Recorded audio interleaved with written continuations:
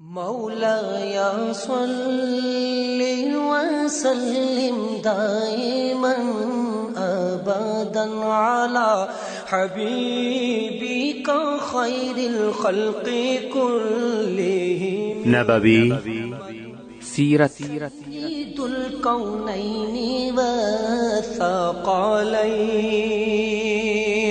محمد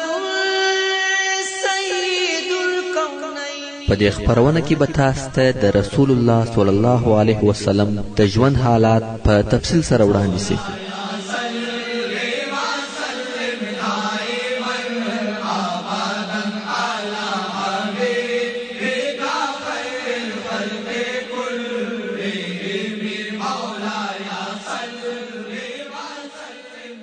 تعليم الإسلام. أعوذ بالله من الشيطان الرجيم. بسم الله الرحمن الرحيم. إن الحمد لله نحمده ونستعينه ونستغفره ونعوذ بالله من شرور أنفسنا وسيئات أعمالنا. من يهده الله فلا مضل له ومن يضلل فلا هادي له. وأشهد أن لا إله إلا الله وحده لا شريك له وأشهد أن محمدا عبده ورسوله صلى الله عليه وآله وصحبه وسلم تسليما كثيرا.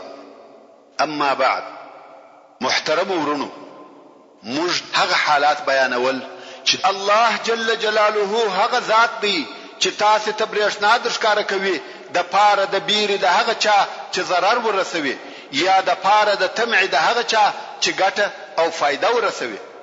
او دغه الله جل جلاله په اوبو درنې اوریځي په هوا کې راپورته کوي. یعنی دغه د برېښنا لیدل د دوو حالتو څخه خالی نه دي. ځینې هغه کسان دي چې د تاوان څخه یې بیریږي، هغه په بیروي، او ځینې هغه کسان دي چې د باران په امید دي، هغه په خوشاله کوي، او په زړه کې د باران طمع پیدا سي. مقصد دا چې د الله جل جلاله ذات د انعام او نعمتو، د انتقام او عذابو د دوارو جامع دی. چې یو مثال یې دا دی چې په دغه اوریاز تالند او برېښنا کې په یو آن کې دوه متضاد کیفیتونه موجود دي، چې د عذاب څخه بیره او د رحمت امید دي. مثلا کوم وخت چې اوریاز راسي، تالند او برېښناوي شروع سي، نو خلق په دې امید سي چې باران به ووريږي، خو په عین وخت کې دا بیره هم ورته پیدا سي چې چیرې ټکه یا تندره ونه لویږي چې د انسانانو د هلاکت سبب ونه ګرځي. او یا کم وخت چې په اوبو ډکې درنې اوریځې راسي، خلق په خوشاله سي چې ښه بارانونه به وسي او د الهي رحمت سبب به وګرځي، خو په عین وخت کې دا بیره هم ورسره پیدا سي چې دغه بارانو څخه یو لوی طوفان جوړ نسي او د انسانانو د هلاک سبب ونه ګرځي. نو د انسانانو د پاره دا لازمه ده چې د الله جل جلاله د رحمت امیدوار هم وي او په عین وخت کې د عذاب څخه هم وبېریږي. ويسبح الرعد بحمده والملائكة من خيفته ويرسل الصواعق فيصيب بها من يشاء وهم يجادلون في الله وهو شديد المحال. او تسبیح وایي رعد په حمد او ثنا دغه الله او نور ټول ملائکه د الله جل جلاله د بیري او هیبت څخه تسبیح وایي.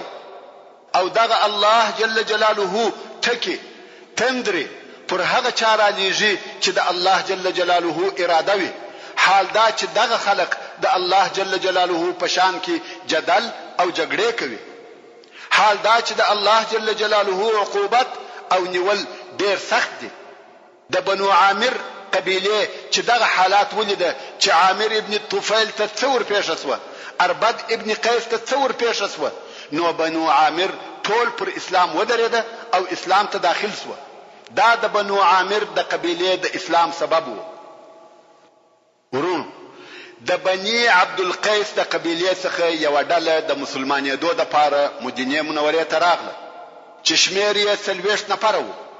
دغه خلق و اسلام او مسلمانېدو ته په ډیر شوق و کم وخت چې د مسجد نبوي و ساحې یا میداني ته ورسېده اوښان او سامان یې دغسې پرېښول حتی اوښان یې هم ونه تړل په ډېر تلوار او چاپلوکي د مسجد پر طرف ورهي سوه هر یو غواړي چې تر هغه بل ور د مخه سي او د رسول الله صلی الله علیه و آله وسلم سره پر اسلام بیعت وکړي د دوی په جمله کې یو پوه او هوښیار سړی و چې نوم یې احنف او اشج عبد القیس هم ورته ویل کېده دغه احنف په پوره احتیاط او آرامي په سړه سینه د اوښانو څخه سامانونه کښته کړه اوښان یې وتړل پر سامانو وګرځېدی بیا نو مسجد ته ورغلی هغه نور ټولو بیعت کړی وو اسلام ته داخل سوی و دی په آخر کې راغلی او د رسول الله صلی الله علیه و آله وسلم سره یې پر اسلام بیعت وکړي د رسول الله صلی الله علیه و آله وسلم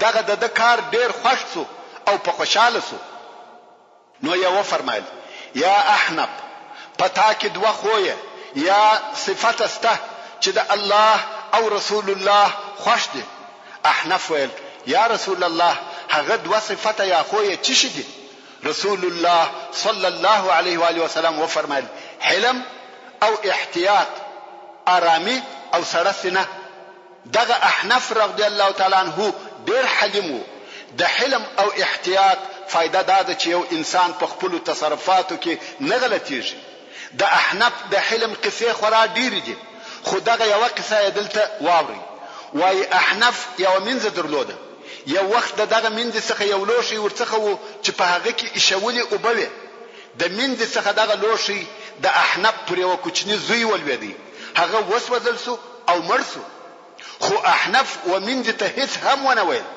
دا یې حلم او بل د خصلت احتیاط او آرامي و په هیڅ کار کې تلوار نه کاوه رسول الله صلی الله علیه و آله وسلم د احتیاط صفت کړی دي او هغه شبل لیدي رسول الله صلی الله علیه و آله وسلم فرمایي احتیاط او آرامي په هر شي کې شته بیل د خیر او آخرت په کارو کې په حقوق کې ځند مکوه دا موای چې ته ودرېږه چې زه فکر وکم مثلا یو چا د خیر او صدقه وکارته وروبللې بیل فکر او حساب جمع او ضرب مورته کوه هغه د خیر کار وکړه مګر په دنیوي کارو کې احتیاط د انسان د لپاره خیر دی بیانو احنف رضی الله تعالی عنہ د رسول الله صلی الله علیه و آله وسلم څخه پوښتنه وکړه او ویل یا رسول الله دغه دوه خوونه ماز د کړي او د ځان عادت می ګرځولې دي ک الله جل جلاله زما په طبيعت کې پیدا کړی دي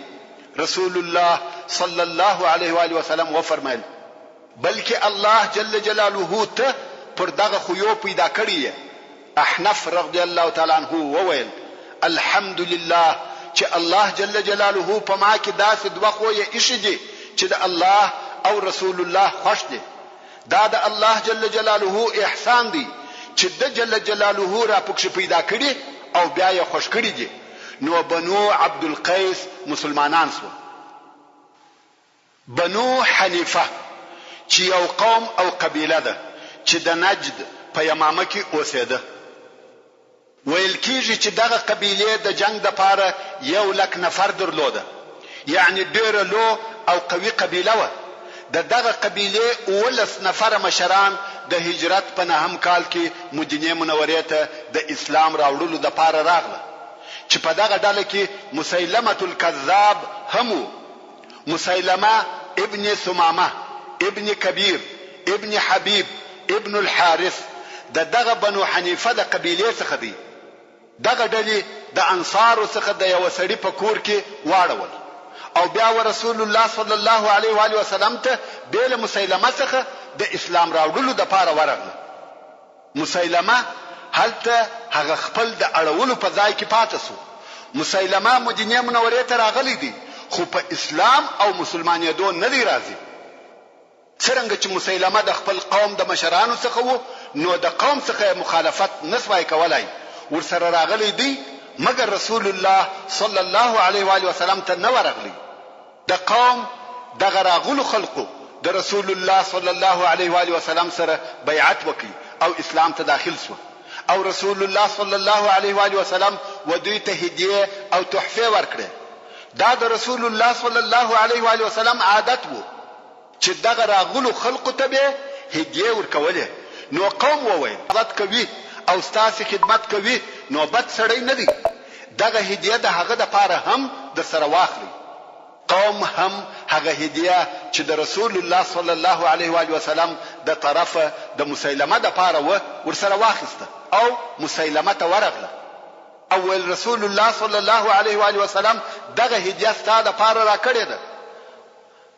او رسول الله صلی الله علیه و آله وسلم و فرمایل څنګه چې د ستاسو خدمت او کومک کوي د سامانو حفاظت مو کوي نو بد سړی نه دی.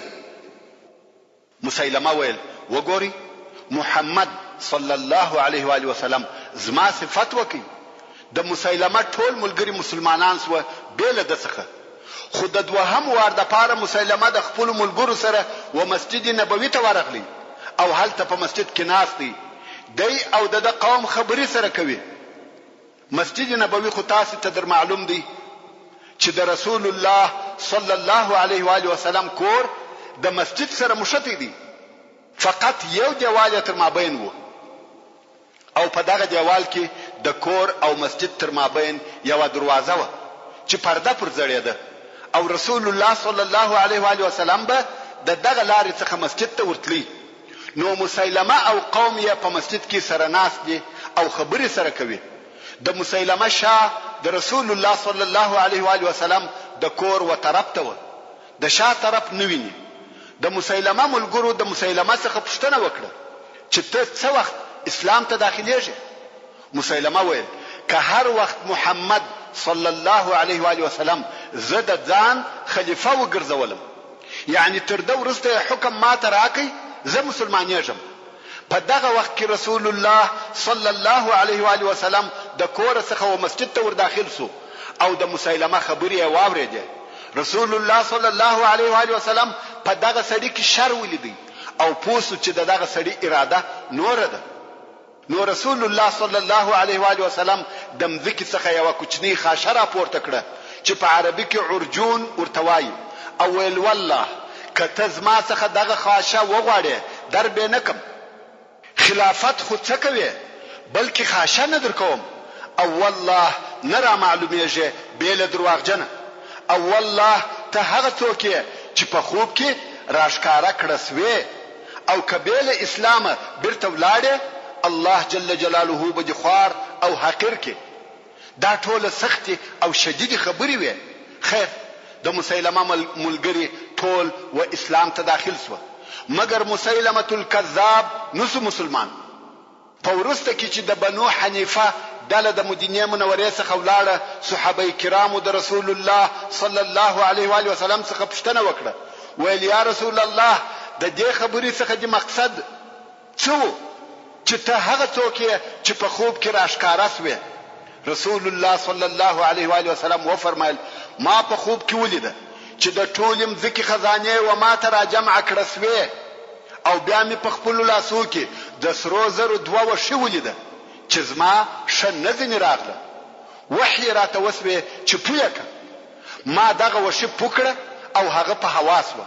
صحابه کرام وویل یا رسول الله دغه وشو یو ترجمه دی په چش سره وکړه. رسول الله صلی الله علیه و آله وسلم و فرمایل د هغو ترجمه می په دوو درواغجنانو سره وکړه چې په جزیره العرب کې به پیدا کیږي. دوه نفر چې په درواغو سره به د نبوت دعوه کوي او الله جل جلاله به ذلیل کی. واقعا هم د رسول الله صلی الله علیه و آله وسلم تر رحلت د مخه دوه نفر چې په درواغو یې د نبوت دعوه وکړه په جزیره العرب کې پیدا شو چې یو یې دغه مسیلمه الکذاب په یمامه کې وو چې د هجرت په لسم کال کې د نبوت دعوه وکړه او د ابوبکر صدیق رضی الله تعالی عنہ په خلافت کې چې د هجرت 12 کال او د ربيع الاول میاشت و د وحشي چې د حمزه رضی الله تعالی عنہ قاتل او ابو دجانه رضی الله تعالی عنہ د طرفه ووجل سو او بل یې اسود العنسی چې په یمن کې وو او د رسول الله صلی الله علیه و آله وسلم تر رحلت یو ورځ د مخه د فیروز د طرفه ووجل سو. د وژل کېدو خبر د وحی په واسطه رسول الله صلی الله علیه و آله وسلم ته راغلی او صحابه کرامو ته دغه خبر ووایه، خو ابو بکر صدیق رضی الله تعالی عنہ ته چې د رسول الله صلی الله علیه و آله وسلم خلیفہ وو، د خلق فواسطه د یمن څخه خبر را ورسېدی. د مسیلمه الکذاب قصه اوږده ده، خو کوم وخت چې خپل وطن یمامه ته ولاړی د خپل ځان او د نبوت په باره کې فکر کاوه، ترڅو چې داسې دعوا وکړه چې دی د الله جل جلاله د طرفه د رسول الله صلی الله علیه و آله وسلم سره په نبوت کې شریک کړه او د ځان د پاره د نبوت دعوا وکړه. د ځان څخه د شعر پر قسم به معنا جملې جوړولې او ویل به چې دغه وحی دی چې و ما ته را نازلیږي. خپل قوم ته شراب او زنا ور حلال کړه، خو پر دغه سربېره هم دا شاهدی ادا کول چې رسول الله صلی الله علیه و آله وسلم نبی دی. د یمامه څخه و رسول الله صلی الله علیه و آله وسلم ته لیک ولېږي چې لیکلی و من مسیلمه رسول الله الى محمد رسول الله. خبر اوسه چې ماته هم دغه د نبوت په کار کې ستا سره شراکت راکړ سو. د مځکې نیم امر او حکم زموږ دی او نیم یې د قریشو، مگر قریش داسې قوم دی چې تجاوز کوي. رسول الله صلی الله علیه و آله وسلم یې په جواب کې لیک ورولېږي چې ورته لیکلی و بسم الله الرحمن الرحیم من محمد رسول الله الى مسیلمه الكذاب. دغه وخت څخه د مسیلمه لقب کذاب سو. السلام على من اتبع الهدى اما بعد. ځکه د الله جل جلاله ده او هغه چاته ورکوي چې د خوښوي او آخرت د پرهیزګارانو دی. مسیلمه الكذاب دغه وخت څخه وخپلو کاذبو ادعاګانو ته دوام ورکړي او دغه د درواغو دعوه د یو مسلمان نفر په مرتد کېدو سره نور هم شهرت پیدا کړي چې هغه قصه داسې و. کوم وخت چې د بنو حنیفه ډله مسلمانان سو، د هغې ډلې څخه یو نفر چې نهار ابن عنفوان نومېدی دلته په مدینه منوره کې پاتې سو. قرآن کریم یې په یاداوه او د اسلام احکام یې زده کول. سوره البقره او سوره آل عمران یې کعب رضی الله تعالی عنہ په کومک په یاد کړ. نور د اسلام احکام یې هم زده کړ څو د سره کافی علم او معلومات جمع سو. د قرآن مجید څخه ډېر حصہ په یاد کړ. ابو هريره رضی الله تعالی عنہ په یو حدیث کې روایت کوي، وایي زه او دغه نهار او د انصارو څخه بل دریم نفر سره ناستو چې رسول الله صلی الله علیه و آله وسلم راغلی. یو عجیب خبره وکړه. موږ درې نفر ناستو. رسول الله صلی الله علیه و آله وسلم و فرمایل ستاسو څخه یو نفر په اور کې دی، یعنی ستاسو درو نفر څخه یو نفر دوزخ ته ځي. ابو هريره رضی الله تعالی عنہ وایي زه پر خپل ځان ډیر زیات وبېرېدم او پس له څه مودې څخه هغه انصاری هم پر اسلام وفات سو. وایي زما بیره نور هم زیاته سو ځکه د هغه درو نفر څخه زه او نهار پاتې سو. او نهار عابد عالم او د قرآن مجید حافظ دی، همیشه المنز او عبادت کوي، د قرآن مجید په یادولو او حفظولو مشغول دی. نو زه پر خپل ځان ډیر بیرېدم چې هغه دوزخي زه نه یم. او بیا رسول الله صلی الله علیه و آله وسلم دغه نهار د بنو حنیفه و قبیله ته ولېږي چې وهغه ته اسلام او د اسلام احکام وروشي، ځکه د اسلام څخه ډیر شیان زده کړي و. نو ویل و بنو حنیفه ته ورسه چې په خپل دغه نهار قبیله و د دین احکام وروشي. نهار هم رئیسو او یمامه ته ورسېدی. د مخه تر دې چې د خلکو سره یو ځای سي، مسیلمه الکذاب وروغشتي او ورته ویل یا نهار کدی و خلکو ته وویل چې مسیلمه نبی دی، زبدي د ځان وزیر وګرځوم. د نهار هم د دنیا طمع پیدا سو. دی فقیر او غریب سړی وو او اوس په یو وار وزیر کیږي، دنیا ورکش کی. کوم وخت چې د بنو حنیفه مسلمانان او کفار ورته راټول سو او د دسخه پښتنه وکړه چې محمد صلی الله علیه و آله وسلم څه ویل. نهار ویل محمد صلی الله علیه و آله وسلم ویل چې مسیلمه هم ما غوندي یا زما پر قسم نبی دی. د بنو حنیفه څخه هغه کسان چې مسلمانان سوي وو هغه خلق د دغه نهار په واسطه بیرته مرتد سو او د بنو حنیفه خلقو مسیلمه په نبوت ومني چې د نهار دغه کار د مسیلمه الکذاب د نبوت د شهرت سبب وګرځیدي. دغه قصه موږ ته یو ډیره مهمه لارښوونه کوي، هغه دا چې موږ خلق نسو پیژندلای. هو رسول الله صلی الله علیه و آله وسلم دغه سړي په باره کې د الهي وحی او معلوماتو په سبب پیشګویي کړې و او موږ ولیده چې هغه څه وکړه. خو موږ امت عاجزه بندگان یو، بل هغه څخه چې الله جل جلاله او رسول الله صلی الله علیه و آله وسلم په خبر کړی یو او بل ظاهری حالت څخه نور څه نسو ویلای. حتی رسول الله صلی الله علیه و آله وسلم کوم وخت چې د تبوک د غزا څخه بیرته مدینه منورې ته راتلی پر لارې یو ځای واړول. ځینو نفرو د لشکر اوشان بوتله او څارلې، خو دغه نفرو څخه د رسول الله صلی الله علیه و آله وسلم او شورک اسوه. صحابه کرام پسې ګرځیدل چې پیدا یې کی. هلته بیا په لشکر کې یو منافق وو چې نوم یې زید ابن لصيد القینقاعي وو.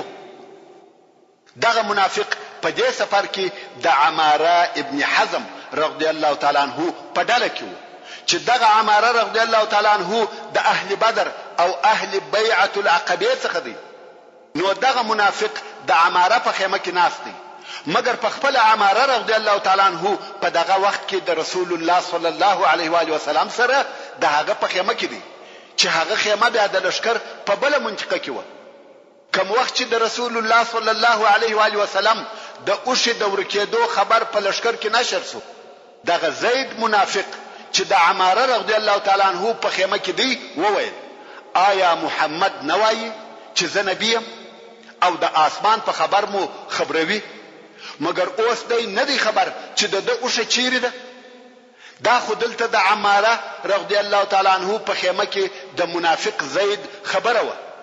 رسول الله صلی الله علیه و آله وسلم چې هلته لري په خپل خیمه کې ناست دی او عماره رضی الله تعالی عنہ هم هلته ورسره وو. و فرمایل یو سړی وایي چې مقصد یې دغه زید منافق وو، ویل یو سړی وایي چې محمد وایي زه نبی او د آسمان په خبر مو خبروي، مګر اوس نه دی خبر چې خپل اوښه چیرې ده. رسول الله صلی الله علیه و آله وسلم نور هم و فرمایل زه نه يم خبر مګر په هغه شیانو چې الله جل جلاله په خبر کړی، یعنی تر هغه زیات غیب نه دی را معلوم. نو الله جل جلاله خبر کړم چې زما اوښه په پلاني شیله کې او په پلاني ځای کې ده، کیزه یا تناویه په یو درخته پورې باندې. نو هغه درخته بند کړی ده، ولارسي او راولي.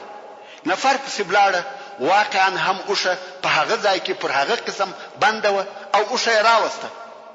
دغه واقعې تر لیدلو او اوریدلو وروسته عماره رضی الله تعالی عنہ د رسول الله صلی الله علیه و آله وسلم د خیمه څخه خپل خیمه ته راغلی او په خپل خیمه کې دغه بیان کوي چې والله اوس عجب واقعه پیښ شوه او رسول الله صلی الله علیه و آله وسلم عجب خبره وکړه. مقصد هغه قصه ټوله بیان کړه. د خیمه د خلقو څخه یو نفر چې په دغه خیمه کې موجود وو و عماره رضی الله تعالی عنہ ته وویل دغه خبره ستات راتک د مخه دغه زید وکړه. عماره رضی الله تعالی عنہ پر زید مخ راواړه او پر څټه په سکان وهي او ورتوای الله دې مړک ته د رسول الله صلی الله علیه و آله وسلم په باره کې دغه خبرې کوي. تر هغه یې واه چې خلقو ځنې خلاصاوه او بیا یې د خپل خیمه څخه وشړي. مقصد دا چې غیب بیل الله جل جلاله وبل هیڅ چاته نه دی ور معلوم. لا يعلم الغيب الا الله. نو رسول الله صلی الله علیه و آله وسلم په نهار باور او اعتماد وکړي چې وبنو حنیفه ته ولېږي، مګر نهار مرتد سو او دغه فتنه انګیزه یا د فتنې ډک کار وکړي.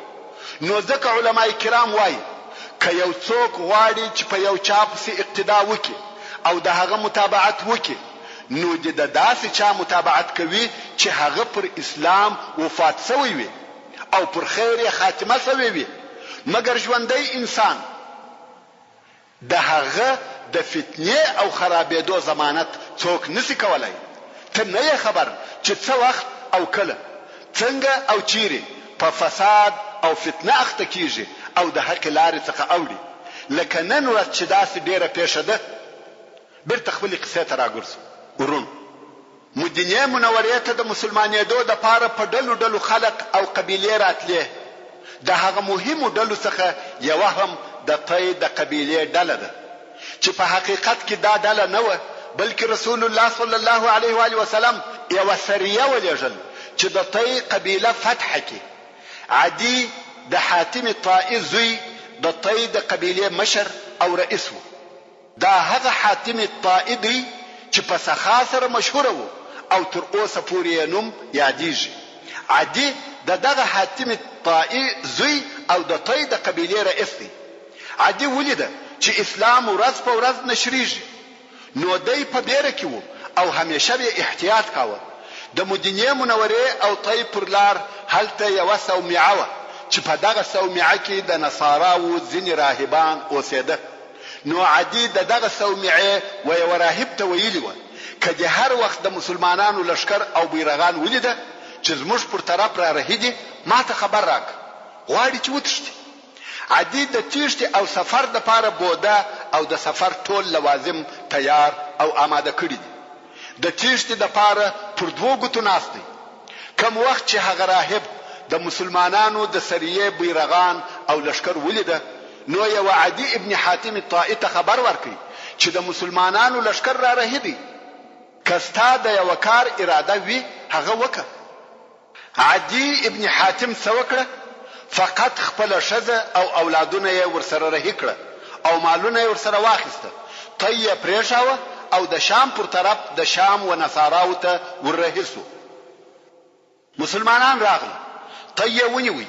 څوک چې تښتېدلی سوای هغه وتښتېده او هغه پاته نفر بندیان ونیول سو. د بندیانو په جمله کې یوه هم د عدي ابن حاتم طائي خور وه. بندیان مدینې منورې ته راوستل سوه او مسجد ته نږدې ځای ور جوړ کړي. بندیان یې په دغه ځای کې واچول. رسول الله صلی الله علیه و آله وسلم چې بل مانځه ته تللی، دغه بندیانو ته به ور وګرځېدی. کم وخت چې رسول الله صلی الله علیه و آله وسلم و بندیانو ته ورغلی، دغه بندي ښځه د عدي خور ولاړه سوه. ویل یا محمد صلی الله علیه و آله وسلم، زه فلانۍ د قوم د رئیس حاتم طائي لور یم، پلار مې مړ سو او د کورنۍ مشر مې غائب دی، نو رحم را باندې وکړه، اکرام او عزت مې وکړه. رسول الله صلی الله علیه و آله وسلم وفرمایل د کورنۍ مشر دې څوک و؟ ښځې ویل ورور مې عدي. رسول الله صلی الله علیه و آله وسلم وفرمایل هغه د الله او رسول الله څخه تښتېدلی دی، د الله رسول الله او اسلام څخه تښتې. نور رسول الله صلی الله علیه و آله وسلم ساکت سو او دې هم د ویلو دپاره نور څه نه درلوده، کښېنسته. دوهمه ورځ بیا رسول الله صلی الله علیه و آله وسلم بندیانو ته ورغلی. ښځې بیا هغه خبره ورته وکړه او رسول الله صلی الله علیه و آله وسلم هغه جواب ورته ووایه. درېیمه ورځ چې بیا رسول الله صلی الله علیه و آله وسلم ورغلی، ښځه ناسته ده او نن څه نه وایي، ځکه د ویلو دپاره شی نه لري او امید یې هم نسته. ښځه وایي د رسول الله صلی الله علیه و آله وسلم وشاته یو نفر ولاړ و چې هغه نفر علي ابن ابي طالب رضی الله تعالی عنه. نو ښځه وایي هغه نفر اشاره راته وکړه چې ولاړه سه او خپل عرض دې ووایه. وایي زه بیا ولاړه سوم او هغه خبره مې وکړه.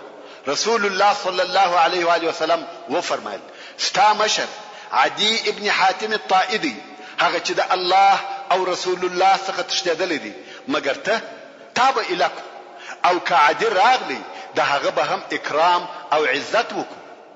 دا جمله د دې دپاره ورته وویل چې د عدي زړه و اسلام ته مایل سي.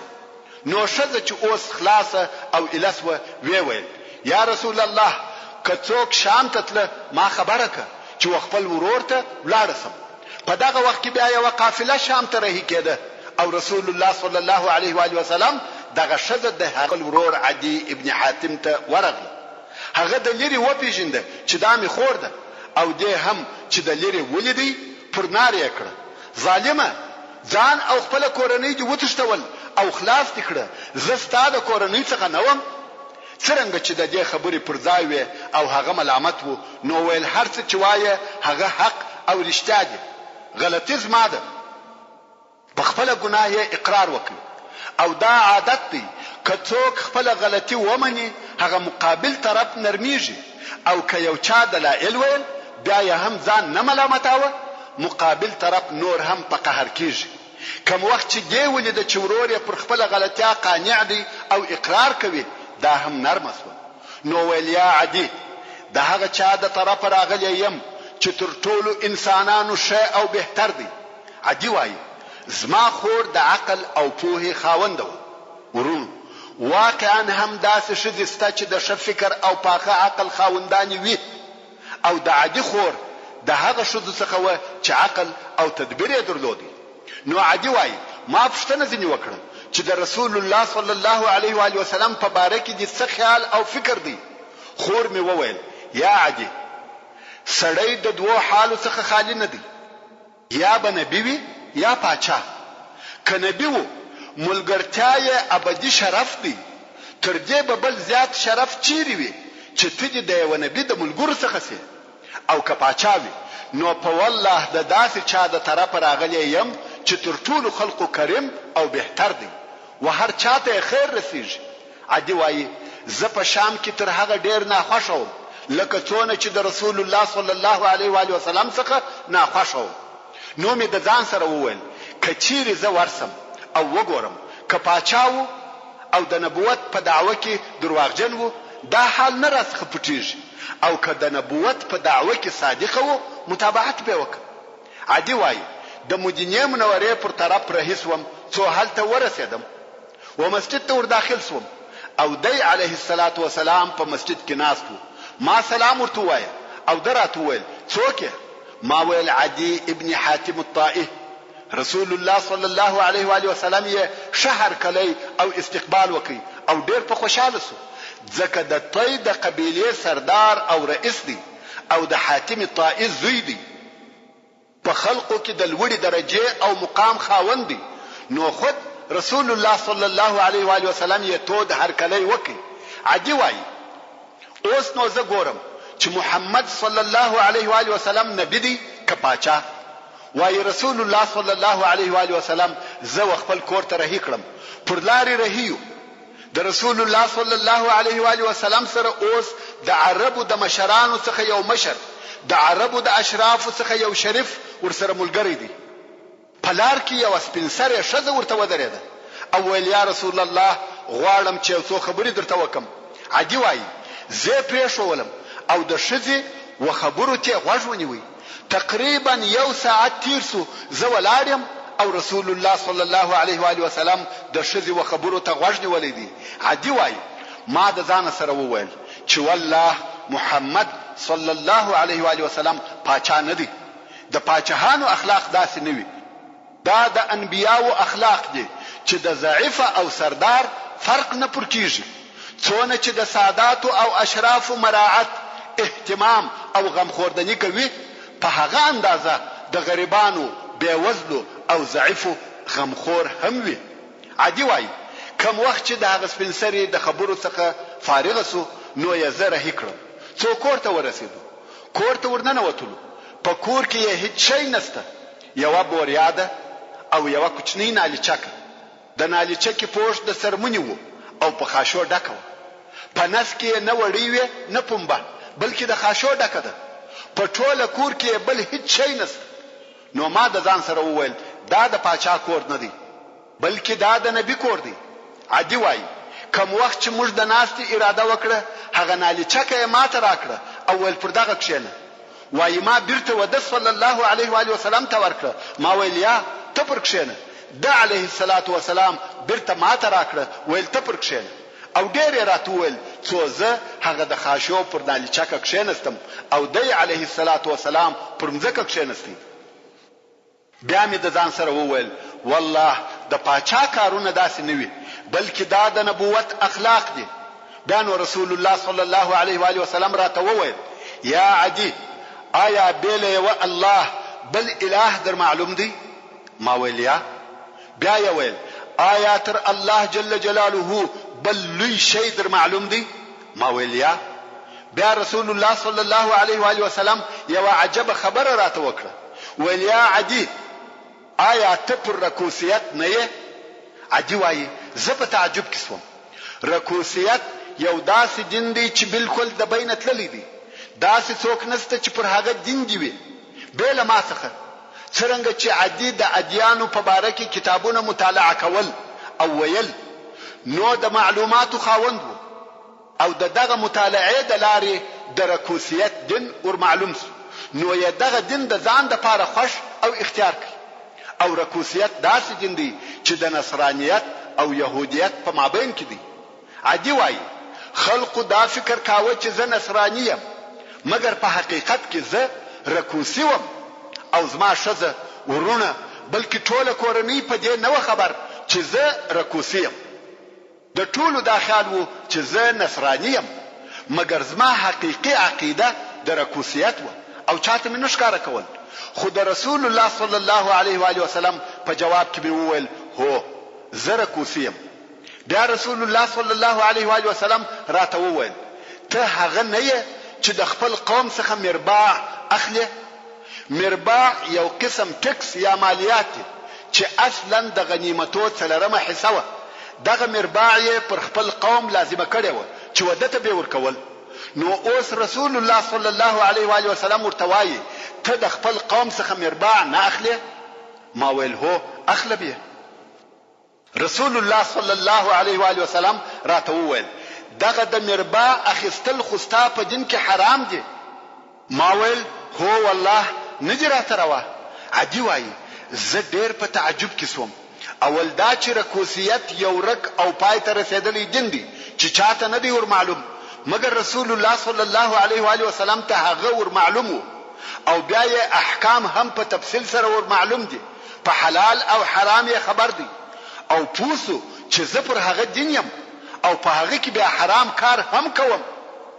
بیا رسول الله صلی الله علیه و آله وسلم راته وویل یا عدي شاید ته د اسلام څخه دغه منع کړی یې چې ته مسلمانان غریبان وینې، مال او شی نه لري. په والله قریبه ده چې مسلمانان به دونه مال پیدا کړي چې یو سړی به په یو چا پسې ګرځي چې د خپل مال زکات او صدقه ورکړي، خو داسې څوک به نشي پیدا کولای چې هغه د زکات یې واخلي. او یا عدي شاید ته د اسلام څخه دې منع کړی یې چې مسلمانان همیشه په جنگو او بیره کې دي، مسلمانان لږ او دشمنان یې ډیر دي. په والله قریبه ده چې یوه ښځه به د قادسیې څخه تر بیت الله الحرام پورې یوازې بې له جوار او امان څخه ځي او په پوره امان کې به وي، بې له الله جل جلاله څخه د بل چا څخه به نه بیریږي. او شاید ته د اسلام څخه دې منع کړی یې چې ته وینې چې حکم او پاچاهي د نورو په لاس کې دي، مسلمانان په خیمو او خرابو کې ژوند کوي. په والله قریبه ده چې ته به واورې چې د بابل قصرونه دوی فتح کړه. نو عدي وایي ما وویل اشهد ان لا اله الا الله واشهد انك رسول الله. نور می دا یقین سو چې محمد صلی الله علیه و آله وسلم نبی او رسول دی او اسلام می پزړه کې ټینګ سو. خیر د کور راووتلو او مسجد ته راغلو. رسول الله صلی الله علیه و آله وسلم په لمانځه کې د سورۃ التوبه د نور آیاتو په جمله کې دغه آیات شریف هم تلاوت کړي چې الله جل جلاله فرمایي اتخذوا احبارهم ورهبانهم اربابا من دون الله والمسيح ابن مريم وما امروا الا ليعبدوا الها واحدا. چې دغه آیات شریف د کتابي کفارو په باره کې دي، یعنی دغه کتابي کفارو خپل علما او عابدان بیل الله جل جلاله څخه خپل الها او خدایان ګرځولي دي، او مسیح علیه السلام د مریم زوی هم اله او رب بولي، چې د الله جل جلاله زوی بولي. حال دا چې دوی نه دي امر کړی سوي بل دې څخه چې د الله جل جلاله عبادت وکړي. عدي وایي پس لمانځه ورسول الله صلی الله علیه و آله وسلم ته ورغلم او ورته ویل یا رسول الله موږ هیڅ کله خپل احبار او رهبان یعنی عالمان او عابدان خپل خدایان نه دي ګرځولي. هو موږ د مسیح علیه السلام عبادت کوو مګر د احبار او رهبان عبادت مو نه دی کړی. ورونو ودغه جواب ته شمو متوجه سي ډیره مهمه خبره ده. عدي وایي رسول الله صلی الله علیه و آله وسلم راته وویل یا عدي ایا دغه احبار او رهبان به تاسو ته حرام ندر حلالول او حلال به ندر باندې حرامول؟ ما ویل هو داسې و.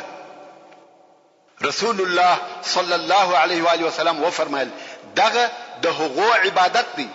عبادت یوازې دا نه دی چې سجده ورته وکړي، عبادت دغه دی چې د هغه اوامر او حکمونه داسې وبولې لکه دین او شریعت. مثلا الله جل جلاله دا قانون راته ایښی دی چې زنا کوونکی کنر وي که ښځه رجم دي سي یا د غله دي لاس ور پریسي. خو کبل څوک دغه احکام څخه مخالف قانون راته کیږي او موږ هغه ور سره ومنو یا ور سره موافق سو دا د هغه بل چا عبادت سو. عبادت فقط المنز روزه او سجده نه دي بلکې د یو چا د طرفه د الله جل جلاله د حکم څخه مخالف قانون ایښول او بیا هغه قانون د شرع پر قسم منل دا عبادت دی. دا چې الله جل جلاله فرمایي اتخذوا احبارهم ورهبانهم اربابا من دون الله، دا قول صحیح او پر ځای دی. تاسو د هغو څخه رب جوړ کړئ او اوامر یې منئ. ورونو هر هغه څوک چې بیل شریعت او الهي قانون څخه بل قانون اجدي که څوک د هغه په دغه قانون خوش او راضي سو کافر بلل کیږي. نو رسول الله صلی الله علیه و آله وسلم دغه موضوع صحابه کرامو او موږ ټول توضیح او روشانه کړه چې عبادت یوازې دا نه دی چې سر پر سجده ورته کېږدي بلکې هغه لوی عبادت شریعت ایښول، قانون جوړول، د احکام صادرول او بیا د هغو منل دي. نو هر هغه څوک چې ځان مسلمان بولي د هغه د پاره دا نه جائزه ده نه روا چې بیل شریعت او الهي قانون څخه دی بل قانون او شریعت ومني یا قبول کی. عدي ابن حاتم الطائي رضی الله تعالی عنہ وایي الله جل جلاله ما ته اوږد ژوند راکړي څو د رسول الله صلی الله علیه و آله وسلم د قول سره مطابق می ولیده چې د بابل قصرونه د مسلمانانو په لاس کې سو.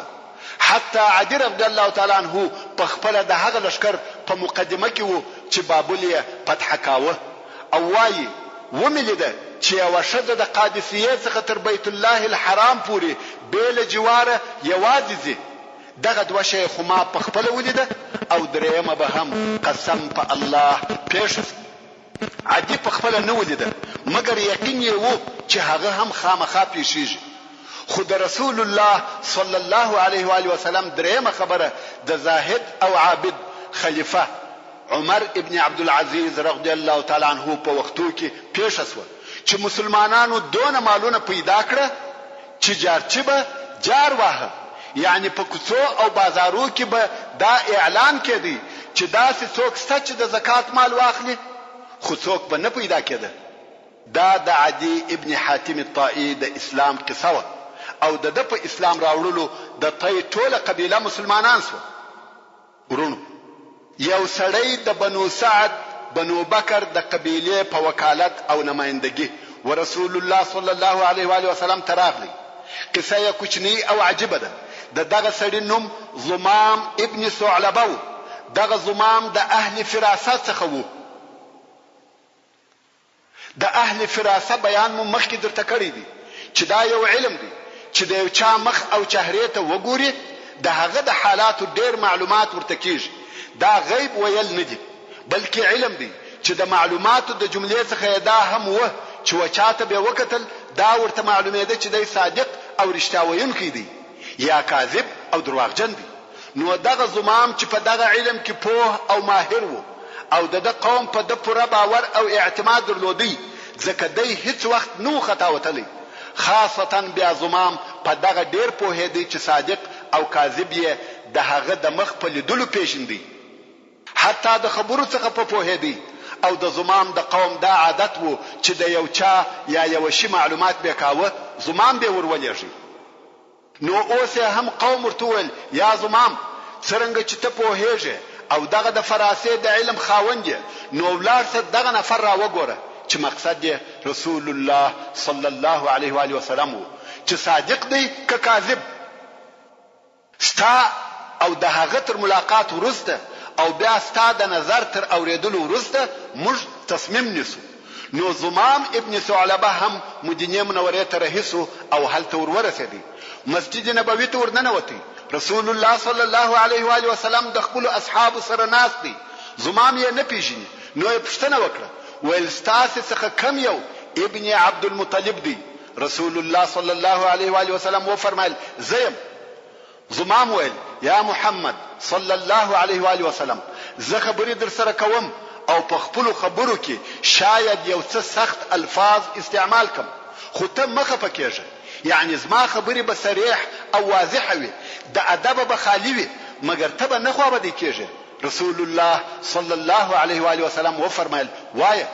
زمام ویل یا محمد آسمانونه چا پیدا کړی دي؟ سوال یا پوښتنه یې ډیر بسیط او اسانه و مګر رسول الله صلی الله علیه و آله وسلم ته ګوري. رسول الله صلی الله علیه و آله وسلم وفرمایل الله. بیا یې ویل ځکه چا پیدا کړی ده؟ ویل الله. بیا یې ویل یا محمد غرونه چا درولې دي او په مځکه کې لوړ کړي دي؟ ویل الله. زمام ویل په هغه الله پوښتنه در څخه کوم چې مځکه او اسمانونه او غرونه پیدا کړي دي آیا ته الله را لېږلی یې؟ رسول الله صلی الله علیه و آله وسلم ویل هو. زمام ویل اشهد ان لا اله الا الله وانك رسول الله. فقط دغونه ویل د چې رسول الله صلی الله علیه و آله وسلم صادق دی د دروغجن هیڅ علامه پکښې نشته نو د شک وتلی نبی او صادق دی.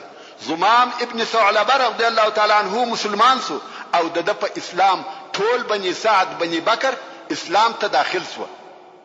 محترم ورونو د پاته ډلو بیان به پراتلونکې کې واوري ان شاء الله تعالی. وما توفيقي الا بالله وهو السميع العليم. وصلى الله تعالى على خير خلقه محمد وآله وأصحابه وأهل بيته أجمعين.